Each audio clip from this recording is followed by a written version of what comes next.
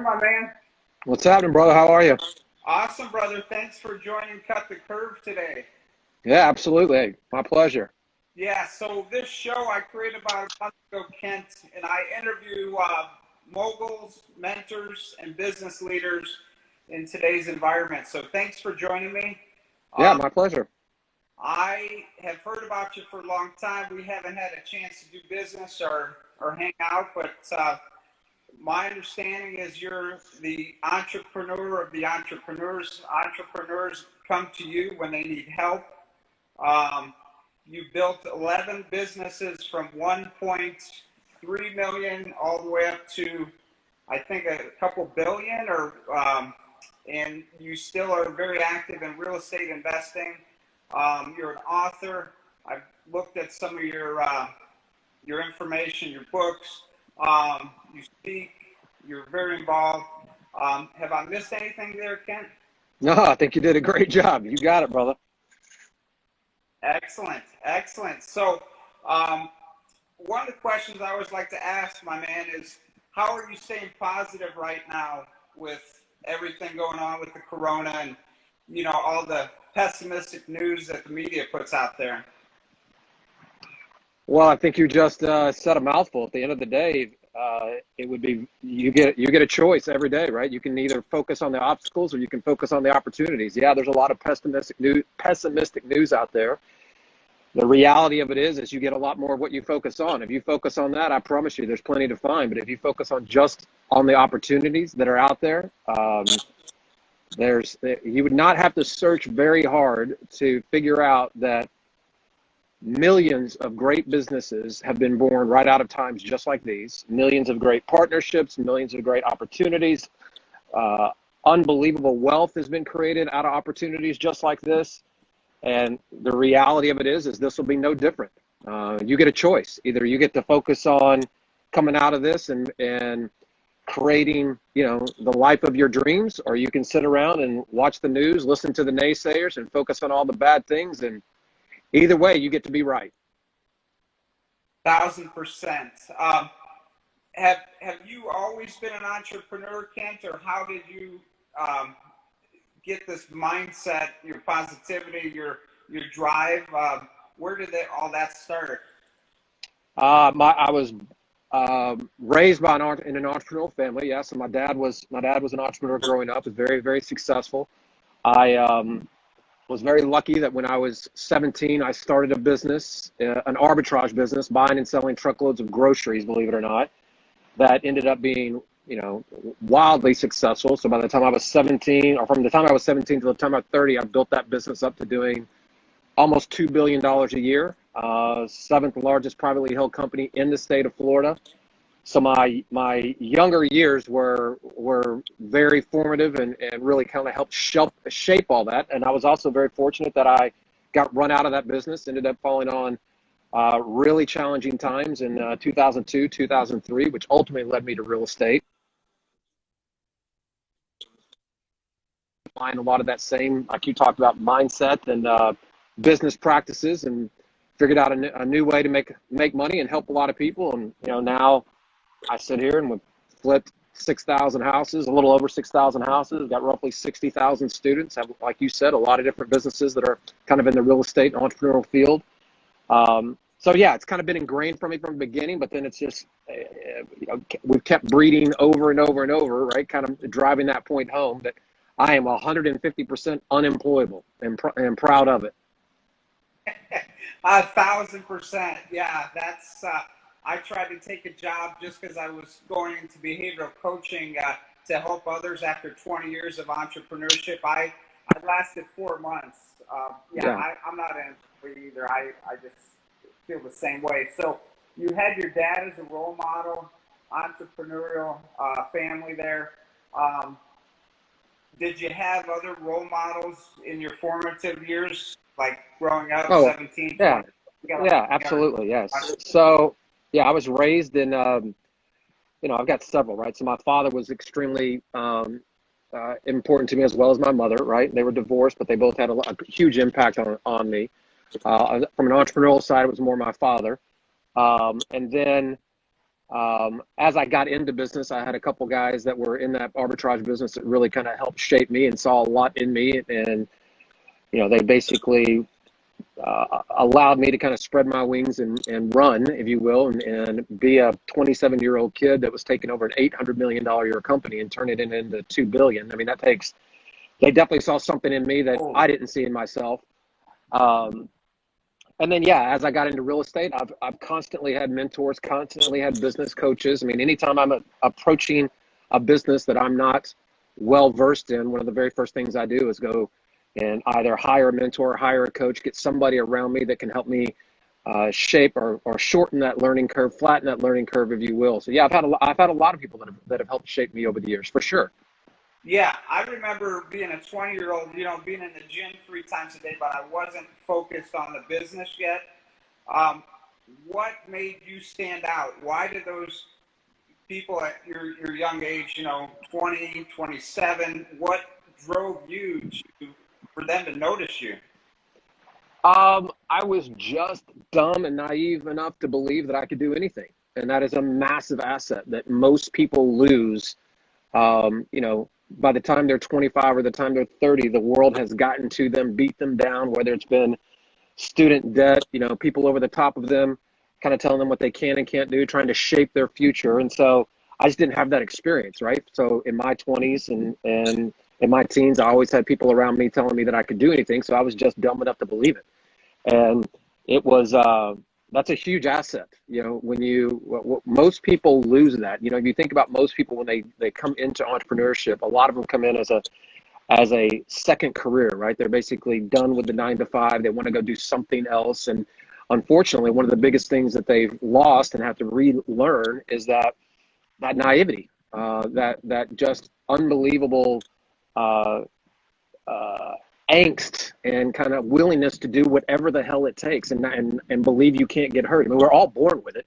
If you think about us as kids, it's our parents or people around us that tell us that, when you're on the kitchen counter that, hey, don't get up there and don't jump off because you can get hurt, right? We don't naturally know that. And the same is true in business, right? So when you get out there and you actually believe that you can do anything and you believe you're invincible, you'll be shocked at what you can accomplish. And that was a real asset for me. I was just dumb enough to go question everything, dumb enough to go and implement everything, and dumb enough to believe I couldn't fail. And therefore, I was wildly successful at it. And I continue to remind myself of that I try very hard not to drag my past into my future, right? If I don't, just tell me it can't be done, and then let's go figure out a way to get it done. Yeah, I love that about you. So I don't know if you know, but I work in the same office now with Clever Investor down here in Arizona, Cody. So great. He's built some solid companies, and he has like 17, 18-year-old kids working for him. And I love seeing that energy, that enthusiasm, because again, they don't know what they don't know. So they're like just all fired up. Same with our door knockers. I have 18, 20-year-old kids that freaking run up to the door, no fear, because they've never failed. So it's I mean, it's a massive asset. Yeah, it's a massive asset, and most people forget it. Yes. So how it's any great person I have been around, the work ethic is like untouched, whether it's an athlete or an entrepreneur. Is that something you could teach your student, or what are your thoughts around that? I don't know that you can teach. I mean, success is definitely a skill that can be learned for sure, but you can't teach somebody to be inspired, and you can't teach somebody to get motivated, and you can't teach somebody to get off their ass and do what it takes, right?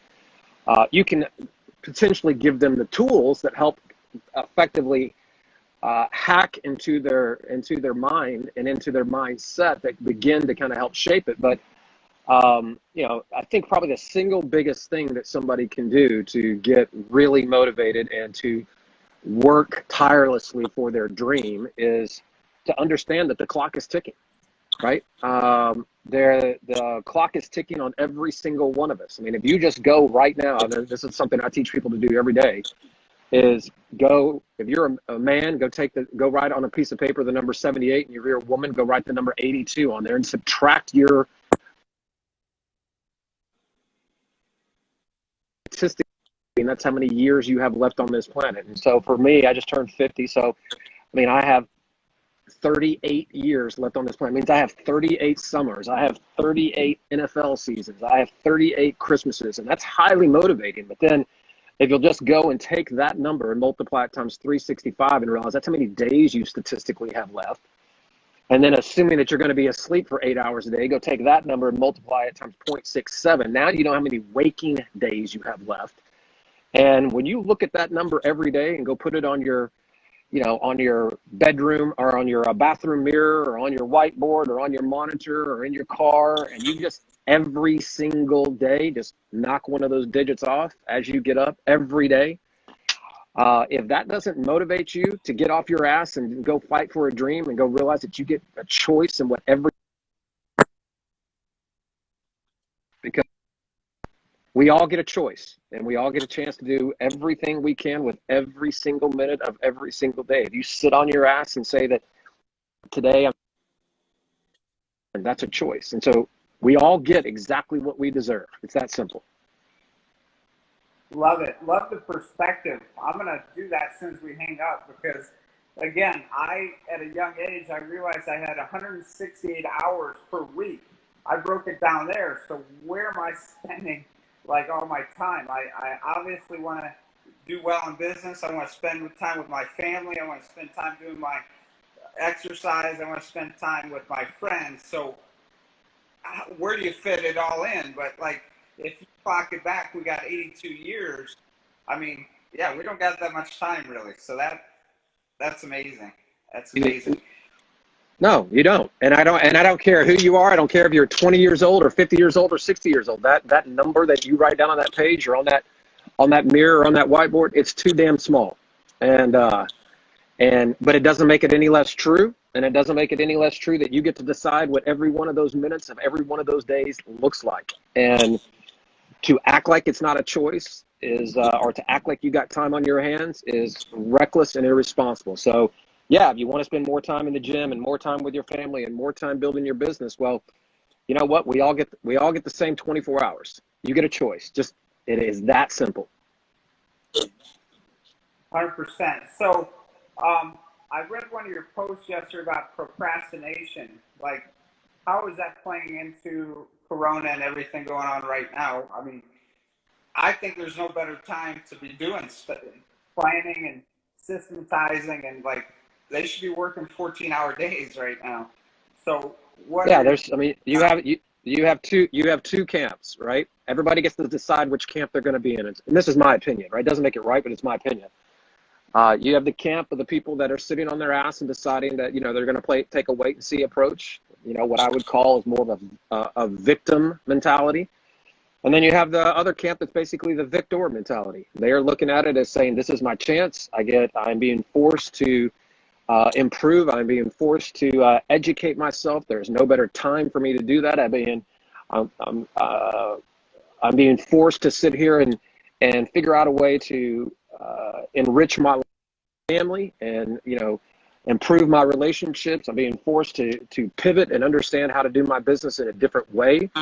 Those are all opportunities for improvement, and those people that are really focused on that and focused on coming out of this much better than they went in, they will reap the benefits of that for sure.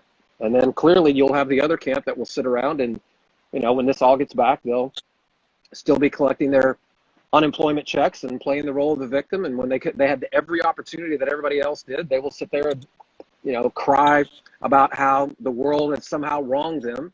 Look, we've all been wronged. A lot of us run very, very successful businesses that have had to shift and pivot overnight in real time. We all had to make hard decisions with cutting employees' pay or helping our renters out or working with our creditors on loans. I mean, these are tough, big boy decisions and big girl decisions that we've all had to make.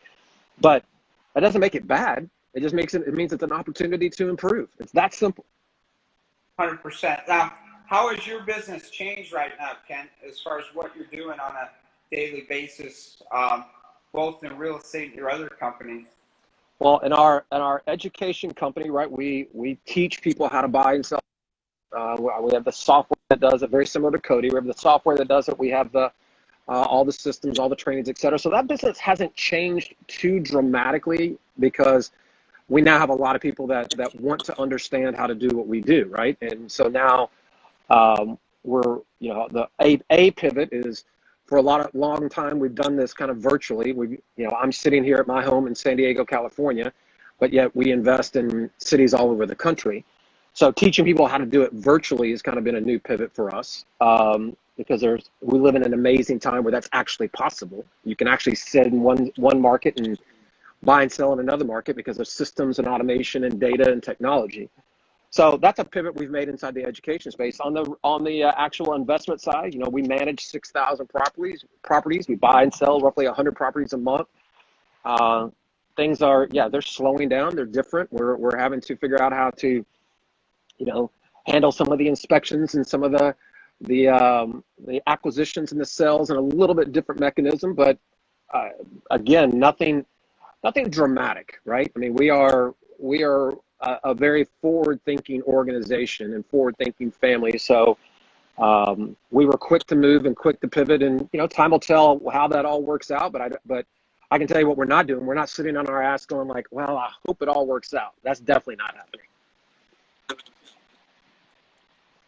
Exactly. So, who have you looked up to over the years, like in the game of real estate and life? Like, are you still listening to the podcast, the webinars? How do you stay motivated? I know you're very self-driven, but like, did you have a mentor in real estate? Like, I'm very aware, acutely aware of what I feed my mind, right? So I spend a lot of time podcasts. I've spent a lot of time reading, etc. I'm very, very fortunate that I have an amazing network. I'm personal friends with Ed Milet. I'm friends with Bedros Keuilian and Lewis Howes and Roland Frazier and Jesse Itzler and Sarah Blakely. I mean, people that have played at an extremely high level. I'm very fortunate that over the years, when you've been in business long enough and you kind of elevate your game, I'm surrounded by a lot of really good people that I spend a lot of quality time with. And as the saying goes, a rising tide raises all ships. You would be hard pressed to not be motivated when you've got friends like that and a network like that, right? So, again, guys like other people like Dan Fleischman, Joel Marion, Steve Weatherford, just I have a really strong network of people around me that helps to keep me motivated and helps to keep me driven. And we're all in the same, right? I mean, there's levels to this, right? Even at my level, there's guys and girls that are above me, and then equally, I do the same for my tribe below me. And so that's what it takes, right? There's never a finish line. You're always trying to get into better rooms. You're always trying to improve your network and make sure that people are helping to improve you. 1,000%. So shout out to Raquel. I see she just entered. So she's the one that said, you got to talk to Kent. She was on my first one of my first shows, actually. Yeah, Raquel's amazing. Yeah, so she's doing some big things out there for women. What I, am always fascinated about Kent is I've been at it 20 years, wholesaling, buying, flipping, but I haven't seen a lot of female women flipping, learning fix and flip. What do you see there with, are they getting into some of your classes and are you teaching them? Because there's amazing. Oh, of course. Yeah. I mean, about 40% of our students are women. And, inside of my own organization, Raquel will tell you, because she was one of them, that probably 50% of our staff and of our executive team, et cetera, are all women. I have two daughters that I believe in empowering and showing and demonstrating exactly what they need to do, right? So I'm a big believer in that as far as I'm concerned, there is no difference, right? You go out there and accomplish what you accomplish, not based off of your gender, but based off of your experience and based off of your desire to get it done. I I will tell you that I think that there are more women that empower other women, right? Because of social networking and because of this great medium of its ability to communicate better than we ever have with our tribes. I think that there's a lot more opportunity for that kind of growth. I think there's a lot more opportunity where women have a vehicle to show other women what can be done. But as far as the actual clients that are buying our products and services, I mean, we've always had a strong female customer base, right? Now I think they're just kind of finding their voice and understanding that they need to empower other women as well, which I love that. That's amazing. So I had Steve train the other day on a webinar. I'm not sure if you've worked with Steve over the years. He's locally here, and he does the real estate disruptors. He's a very systems guy because he has a background in engineering. So that's what I love about Steve, like learning systems, because you got the solo entrepreneur, and you got the serial entrepreneur. So can you speak to that a little bit, Kent? Well, I think no, go ahead. Finish your question. Oh, as far as the differences and like how important setting systems, leverage, the whole well, look, scaling is. I'll tell you exactly. Yeah, right. So I've scaled, like you said earlier, right? I've scaled 11 different businesses now, getting ready to be 12, to multi-million-dollar businesses. And there's a huge difference between the hustler, the solopreneur, the man or woman that's out there running up and down the streets and quite frankly is making a living and will never be broke, right? So first off, if you are able to go off and buy and sell houses, wholesale them, whatever, making good money at it, first off, congratulations, right? Because you are in very, very rare company. The vast majority of people that buy trainings or any of this kind of stuff do nothing with it, right? It's just like P90X or any a gym membership. I mean, the world is littered with people that invest in systems and books and training and then don't do shit. And so the vast majority of people don't. And so if you're one of the few that did, let me just be the very first to congratulate you, right? Because that you're in rare company. Now, with that being said, there's a huge difference between that and owning a company. And it's real easy to realize whether you own a business or you own a job. And if you're a solopreneur, just imagine, just leave, right? Once all this is over, just get on a plane or go away for 2 or 3 months and don't come back for 2 or 3 months. And when you come back, if there's more money in your bank account than when you left, you probably own a business. If there's not, then you own a job, right? Because the job is completely dependent on you creating revenue. And that is a clear indication that you got work to do if you want to own a business. And owning a business is why most of us do this, right? We get into it for freedom. We get into it to own our time. We get into it to have options. We get into it, right, to live in a place like this, right, where I get to do whatever the hell I want to do whenever I want to do it. That requires systems, that requires leverage, that requires automation, that requires people, that requires processes. And so that's the big disconnect, is that you have to understand that there's nothing wrong with being a hustler. And it's amazing. But the next logical step is that if you actually want freedom, you have to understand what freedom looks like. And that means people, processes, automation, leverage. I mean, these are clear business normal business practices inside of building a real business. Does that make sense? We're having a little circle thing. That's some great nuggets there, Kent. A few more questions before we part ways. Can you think back of your biggest tribulation in your career as an entrepreneur, business leader, and how you what you did to be faced with it? Obviously, we both went through 08, 09. So I don't know if that was your biggest or what your biggest so far has been up to date, because we know we're going to have more tribulations in our businesses.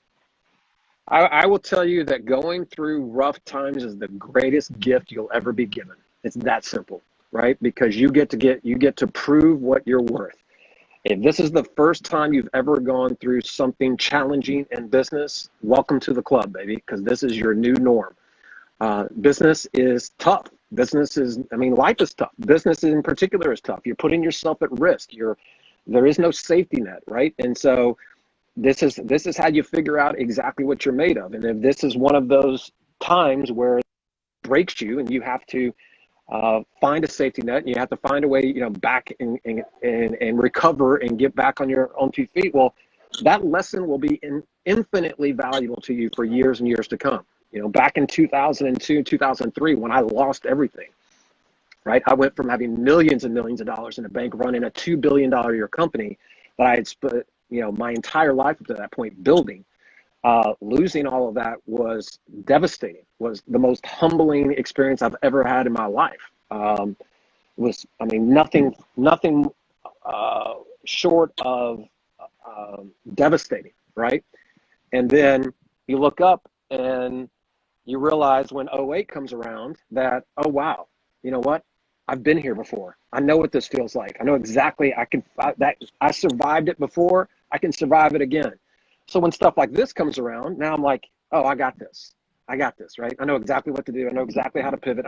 We were so far out in front of this. And the only reason we were out in front of it is because I've been there before.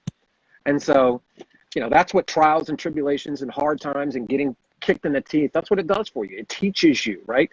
Think of it like the easiest analogy I could give you is, if you follow any of the MMA fighters or any of the professional fighters, they clearly understand that losing is a part of the whole battle, right? And so the great ones, the champions, do not position losing a fight as anything but a lesson, right? And they're basically like, okay, well, now I understand basically what I need to improve on to move forward. And so that makes them a champion. This is how champions are made, right here, right? You're getting kicked around. You're getting kicked in the teeth. You're struggling. You're trying to figure it out. This is how champions are built, right here, through tough times like this. Love it. Love it. So a couple more questions, Ken. Looking back, say you were 18 again, is there anything you would have told your 18-year-old self that, knowing what you know now, like, would you have done something differently, or what does that journey look like for some 18, 22-year-old kids out there just beginning, and what advice would you give them besides what we already talked about? Probably the only advice. Nope, knocked the thing out of my ear. Can you still hear me? Yes. Hold on a second. All right. So the advice I would give myself is fail faster. That's it. Right? Fail more often and fail faster. I don't regret anything because I wouldn't be the guy that I am today. I'm very proud of the businessman, the husband, the father and the son that I am today. And I know that I'm a better guy today than I was when I was 20 years old, right? I mean, I was a good business guy in my 20s, but I was a shitty father and a shitty husband because I was so focused on my business, right? And so I would try to get through the lessons faster. I'm very fortunate to have lost everything and gone through all the hardships that I went through at a fairly young age. By the time I was 30, so I had plenty of time to recover and plenty of time to get a second lease on life, and I'm happily married now for 17 years. I've got 2 beautiful kids with my wife. I mean, none of that would have happened if I hadn't gone through the stuff that I had gone through, right? I needed to understand how to be better. So I have no regrets. I would just try to get there faster. Excellent. And it sounds like you're well balanced. Like, we could get so sold into building companies, building businesses, but we're neglecting our family health. So to me, it's all about the balance, like mental health, physical. Like, money's amazing, but like, we got to have the balance. And sometimes when we're pushing so hard, we're so focused on the hustle. Like, it's no doubt, brother. I'll tell you what, nobody wants to be rich and laying in a bed trying to figure out, because they haven't treated themselves well. They're not healthy. They're stuck in a hospital bed. Who the hell wants to be rich and have all the money but can't do shit with it? Not me. So I want all of it, right? I want to have the money. I want to have the opportunity. I want to have the moments. I want to have the memories, and I want to be able to enjoy every minute of it all the way until my time comes. And so it requires balance in order to hit on all of it.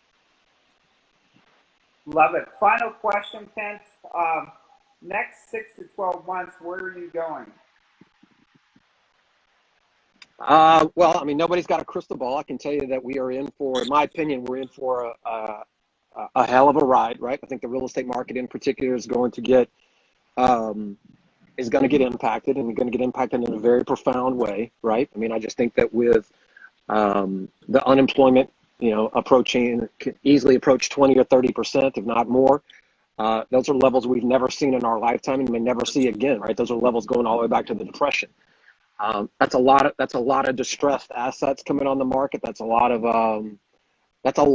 inventory. That's a lot of and with all that inventory, we've got institutions in place that we did not have back in '08 that can actually gobble up a lot of that inventory, right? Back in '08, institutional investors, iBuyers, everybody, those organizations, that infrastructure did not exist, and that created the phenomenon of the foreclosures and the REOs and the short sales. I don't think it's going to be like that, because there's a lot of infrastructure in place now to move huge tranches of homes at a time, where we, just kind of, like I said, did not have that. We didn't have any of it. So I don't think it'll be like that, but I definitely think there's going to be a great deal of opportunity. There's going to be a great deal of distressed assets out there, and for the right entrepreneurs that are hustlers and that are in it to help a lot of people, there's going to be plenty of opportunity for you to step in and help people solve their problems, and equally go get connected to a lot of demand. I mean, there's